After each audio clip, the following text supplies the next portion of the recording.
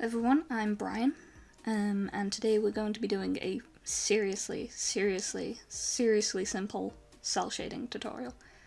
And I mean seriously simple. What we want to do, this is for Medibang Paint Pro. I'm not sure if it'd be the same for Photoshop. I know Photoshop has a clipping and blending option, so it might work for that, but I'm not too sure on other programs. So this is for Medibang Paint Pro.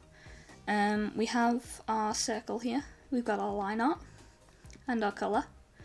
On the colour layer you want to add new layer, so it's underneath the line art but above the colour. Then you want to turn that new layer onto clipping, so it clips onto the colour layer. You then want to go into the blending option and click multiply. So then what we're going to do, we've obviously got our darker colour here. I'm going to just follow the shape around. This works for everything. I'm a big fan of cel shading because of how easy it is. I'm a lazy artist, if you couldn't tell. So just want to get that right, and I can't seem to get it right. There we go, that'll do. And then fill that in. Turn the opacity down, so you've got your opacity here for the layer. And there you go. Very simple cel shading, am I right?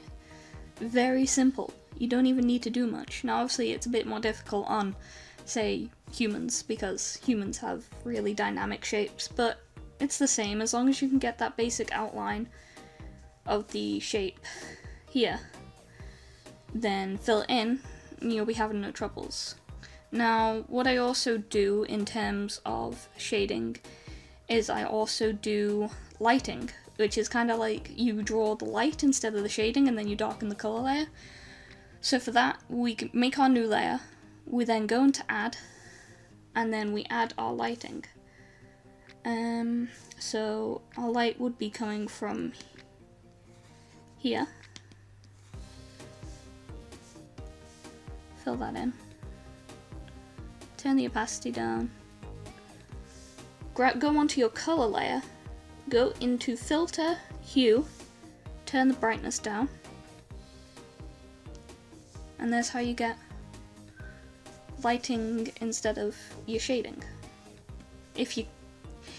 I'm probably explaining it really hard, but that's, all you'll need to do is create a new layer for the lighting, draw where you want the light to hit, and then fill that in, darken the colour layer, and then there you go.